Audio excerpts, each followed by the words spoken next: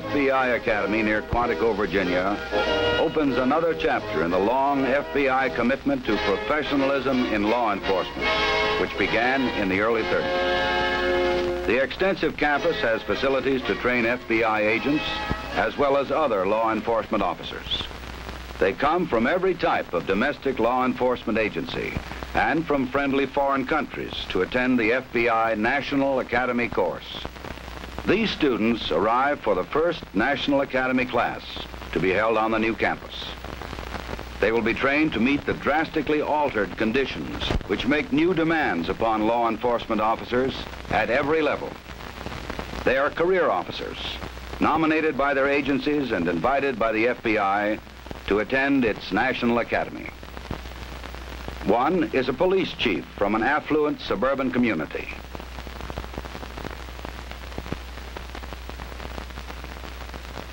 Another is the undersheriff assigned to administration in a large county sheriff's office.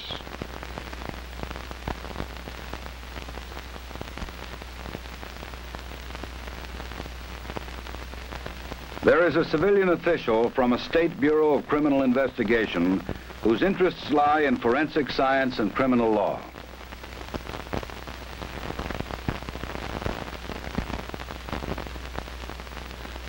A friendly foreign country is represented by a lieutenant of police from one of its principal cities, who is in charge of education and training. A young detective prepares himself for advancement in a large metropolitan police department. Thousands of National Academy graduates are presently active in law enforcement, many in top executive positions. New FBI agents receive intensive training in the many skills needed to carry out the Bureau's investigative responsibilities. In addition, there are programs for law enforcement specialists and for in-service FBI agents.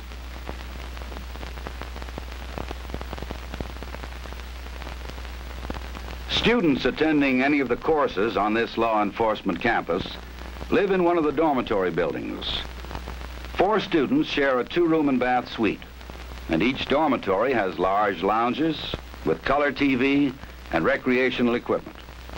The classroom building, a short walk from the dormitories, houses many of the instructional facilities of the FBI Academy: seminar rooms, laboratories, and classrooms. Amphitheater classrooms are newly designed, furnished, and electronically equipped. Some have provisions for forensic science demonstrations. Each classroom accommodates 50 students in a fixed seating arrangement.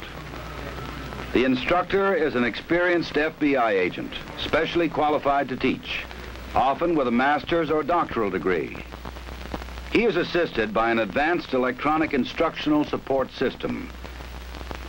Using the controls built into his lectern, he may show motion pictures, film strips, or slides on a rear projection screen, and can also control classroom lighting. He has dial access to video and audio tapes from an automated storage and retrieval system. Videotape can be viewed on the TV monitor in the top of his lectern, as well as on 3 monitors located in the classroom. Also, live closed-circuit TV of activities in other classrooms can be shown. A remote-controlled TV camera can record classroom presentations for live transmission or videotape storage. We've read and discussed some of the cases which consider the constitutional authority of the officer to detain a person in suspicious circumstances. Let's look at some film clips which depict a typical situation which an officer might encounter, and then see if you can correctly apply the principles that we have developed.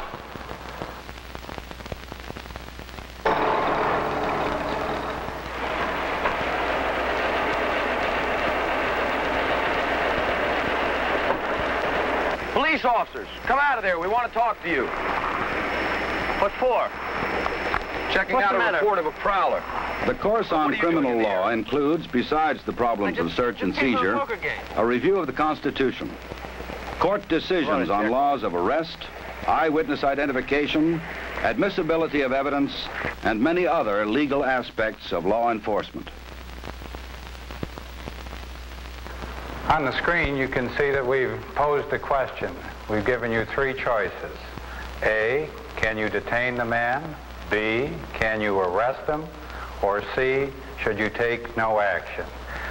Give the answer that legally is the most acceptable. To press the proper button.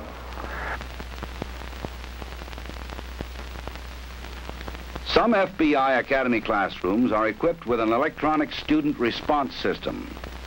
With it, exams may be given and scored during class by the instructor. By this means, multiple choice, true-false, matching, or other types of single-answer questions test the student's comprehension of the instruction they've just received.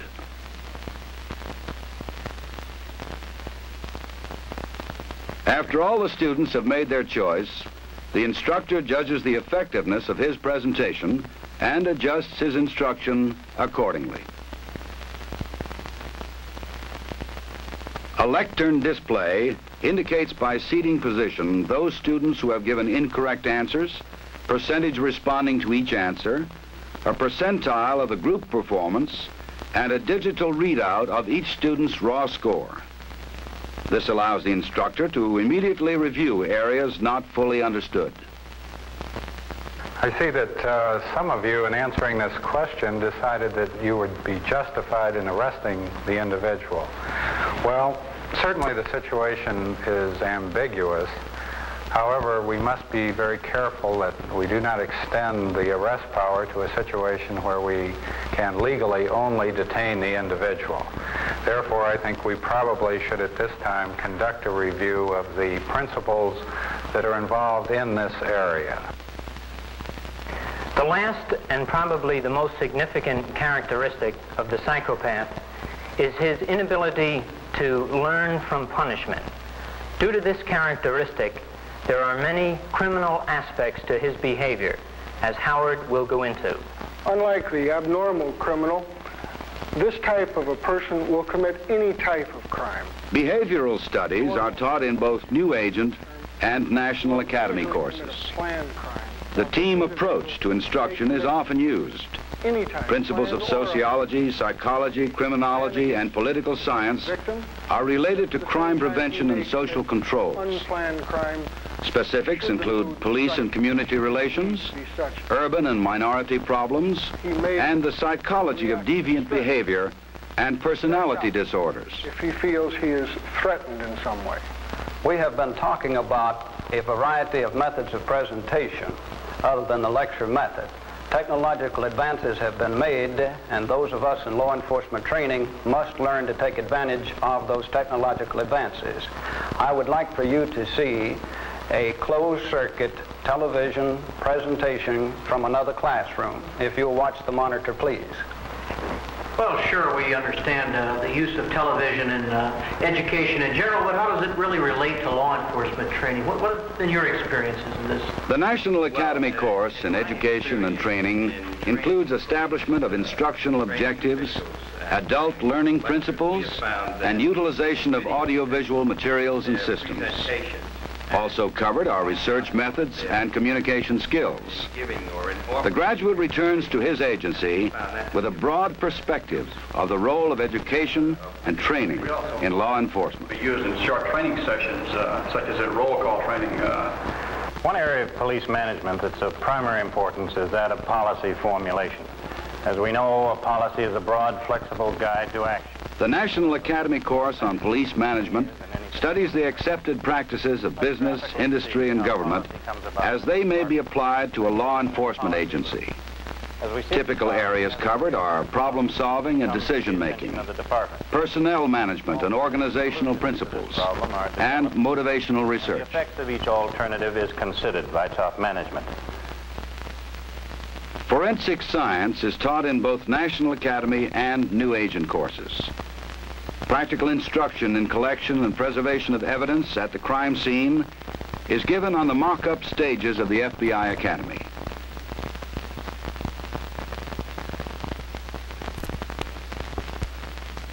An FBI laboratory examiner teaches methods of marking, packaging, and transporting of materials to preserve the chain of custody so that the physical evidence will be admissible in court.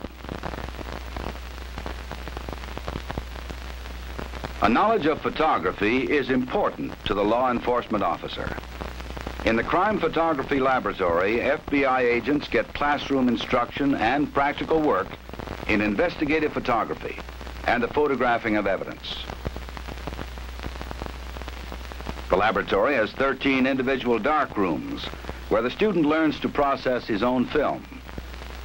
He also makes his own enlarged prints, which will clearly identify the subject. Fingerprint recording and identification are taught in the classroom and at individual stations around the fingerprinting counter. These are new agents, learning proper techniques for taking prints. All classes do practical work on the development of latent prints. In the laboratory, a document is placed in the iodine fuming cabinet. This is a simulated bank robbery note. The same technique can be used for any evidence of a documentary nature. When the latent print has been brought up by the iodine fumes, it must be photographed immediately before it fades. This operation, too, is performed by students, either with an immediate print camera like this, or by ordinary photography. Fingerprint classification, comparison, and identification complete the cycle of practical work that is taught in the fingerprint laboratory. The law enforcement arts curriculum includes courses in self-defense, especially against an armed criminal. The techniques acquired by these officers will be useful to them when they set up similar training programs in their own agencies. The same teaching methods are used in a more strenuous physical training program for new agents. It adds boxing and other contact sports to self-defense techniques. Instruction in water survival and rescue techniques, as well as underwater search and recovery, is given in the large training pool adjoining the gymnasium. The extensive FBI firearms ranges are the scene of another segment of the law enforcement arts program. For the experienced students in the National Academy, the emphasis is on range construction and management, although they will also fire for record. FBI instructors demonstrate an advanced electronic range, which develops proficiency in firing at moving targets. Close combat timed targets, also electronically controlled, develop skills in quick-draw defensive revolver shooting. Targets for these ranges are built with a layer of conductive metal, which makes electronic scoring possible. The group visits the target house, from which the electronic range is controlled and scored. While a new agent class fires the moving target course, National Academy students observe the monitor, which records hits or misses.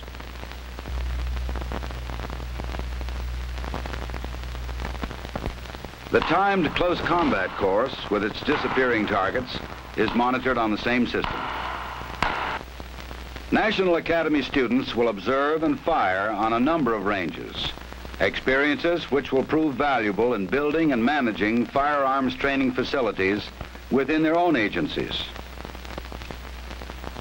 The library complements and supports all of the academic facilities of the FBI Academy. There are comfortable reading rooms, as well as study tables and carrels. For home study, a computerized charge-out system makes material available for circulation to students in any of the FBI Academy courses.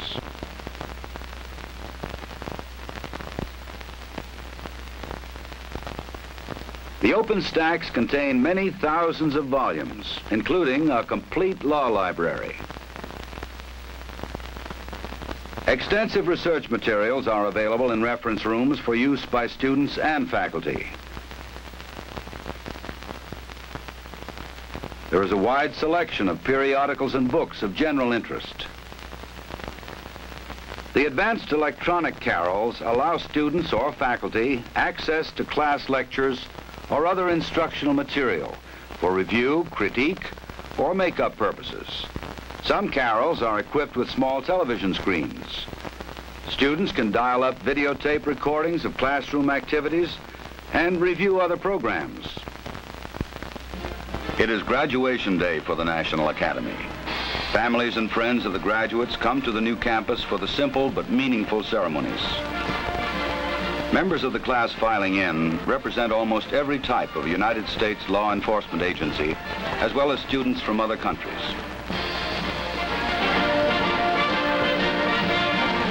The stage of the new 1,000-seat auditorium awaits the arrival of dignitaries who will honor this event. The graduating class are in their seats. Each of them came to the National Academy with a distinguished record of achievement in their own agency. All of them will go back with a greater awareness of new demands being made upon law enforcement, and with a greater knowledge of advanced techniques which may meet these demands. Ladies and gentlemen, the graduating exercises for the 90th session of the FBI National Academy and the dedication of the FBI Academy are now in session. The auditorium program included an address by a distinguished speaker, the giving of awards to outstanding students, and the presentation of diplomas. These graduates of the National Academy course are living testimony to the dedication and foresight of the man who made it all possible, John Edgar Hoover. These handsomely designed and magnificently equipped buildings and the innovative courses taught in them are a far cry from the first police academy initiated by Mr. Hoover in 1935. They stand as a monument to his lifelong and oft-quoted belief.